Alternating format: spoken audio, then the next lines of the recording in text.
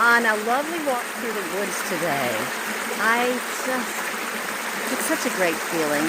It's such a beautiful day. And I don't know, when I take a walk in the woods, I always feel better.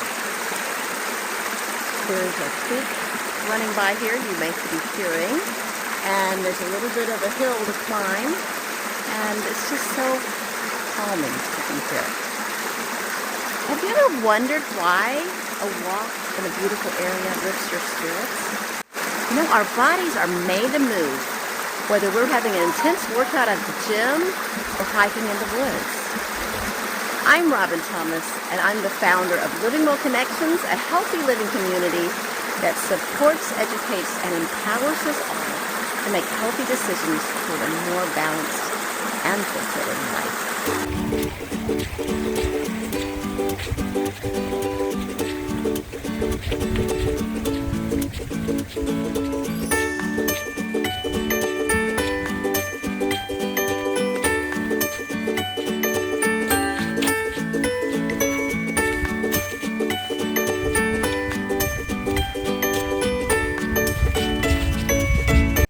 Walking in the woods always helps lift my mood if I'm feeling tired or overwhelmed.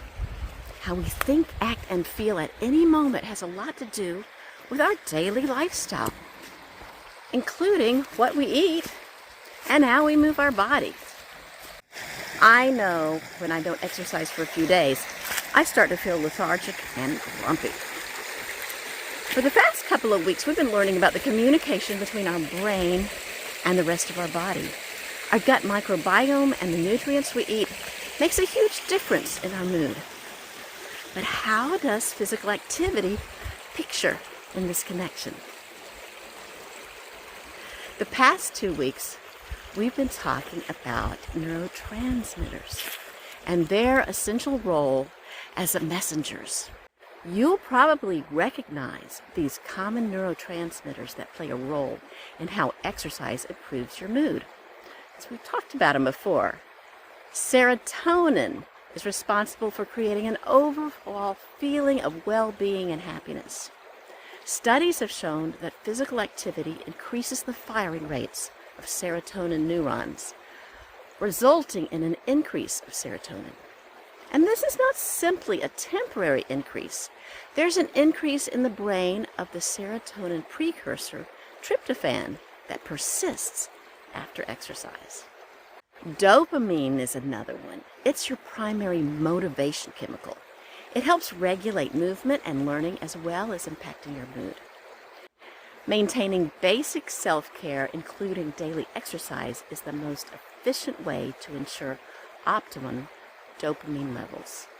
And activities that provide mindfulness and relaxation, including meditative exercises like yoga, Pilates, or Tai Chi, also effectively increase dopamine. Norepinephrine is associated with the fight or flight response when your body senses danger. It helps you react to stress and exercise by increasing heart rate and plays a role in breaking down fat to provide energy for your body. In just a little bit, I'll introduce more ways exercise improves our mood and makes us more resilient to constant stress. Hello, fantastic friends. This is Robin Thomas, and I'm interrupting this episode to share a wonderful guide I've written to help myself and others get started with any health transformation, called 5 Ways to Get Started with Healthy Habits Without Getting Overwhelmed. This free guide leads you through 5 small steps that will allow you to ease into healthy habits until they become a natural part of your life. It's wonderful if you're just not quite sure how to get started.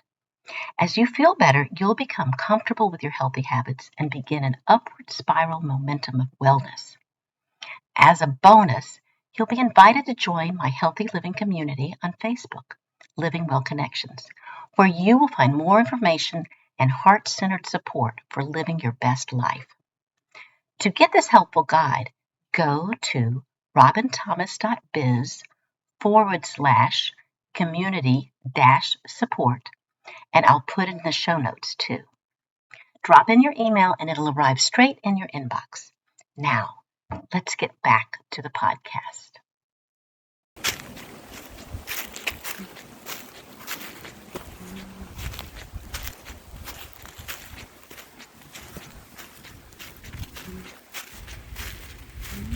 Do you love working out at the gym because it makes you feel so good?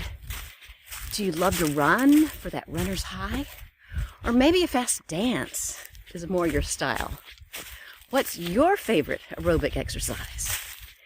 We all choose exercises that work best for us. I tend to walk or swim, but for a more aerobic rush, I like climbing mountains, or at least steep hills. Do you know why we get this rush? It's not just the flood of endorphins common with this exhilarating feeling. Endocannabinoids produced naturally in the body are chemical compounds that are small enough to cross the blood-brain barrier to the neural receptors. They're also responsible for the euphoria you feel after a great workout. Or for me, it might be just the view at the top of the mountain. So I'm a little bit out of breath because I just climbed a fairly steep hill. Aerobic exercise increases the production of several neurotrophic factors. These are growth factors that affect the brain's nervous system. Brain-derived neurotrophic factor, BDNF, is among them, playing a central role in protecting existing neurons and stimulating the growth of new ones. BDNF actually helps you grow new brain cells. The more BDNF you have, the more you support the growth and development of your nervous system. Now, during exercise, BDNF is produced and works with the endocannabinoid receptors in the body. This effectively blocks pain and creates that feeling of bliss commonly known as runner's high. BDNF also has a unique protective ability to make your existing brain cells more resilient and less affected by stress on the body. Stress from regular exercise causes a chain reaction that feels good, helps make you more resilient to feelings of stress and anxiety, and actually helps you bounce back from the outside stressors of life faster than before. BDNF also boosts serotonin production, and it's reciprocal. Higher levels of serotonin stimulate BDNF expression. So this creates a dynamic cycle that ignites feel-good senses from physical activity alone. I just love how what we eat and how we move our body has such a definite effect on our whole lives. Movement fuels our mind-body connection, boosting mood and resilience. I encourage you, get started today adding movement into your daily lives. Small amounts actually make a big difference, even in the beginning. And it only gets better as you find an exercise or a movement practice that you love. This short walk I made today took me only about 15 or 20 minutes, but it has changed the way I feel about myself for the rest of the day. See you next week. Thank you so much for joining me at my Over 40 and Fabulous podcast.